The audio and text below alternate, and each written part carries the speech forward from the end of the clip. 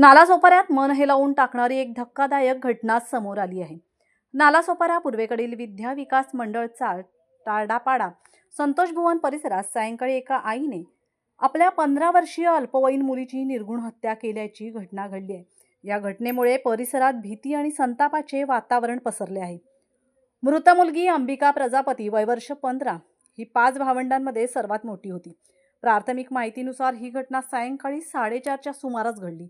सुरुवातीला गळा चिरून हत्या करण्यात आल्याचा संशय व्यक्त करण्यात आला होता, मात्र पोलिसांच्या प्राथमिक तपासात आरोपी आई कुमकुम प्रजापती हिने सिलबट्ट्याने मुलीच्या डोक्यावर प्रहार करून तिची हत्या केल्याचे स्पष्ट झाले आहे। घटनेची माहिती मिळताच नालासोपारा पोलिसांनी तात्काळ घटनास्थळी धाव घेत आरोपी महिलेला ताब्यात घेतले आहे। हत्या करण्यामागील नेमके कारण अद्याप स्पष्ट झाले नसून पोलिसांकडून कुटुंबातील इतर सदस्यांची चौकशी सुरू आहे।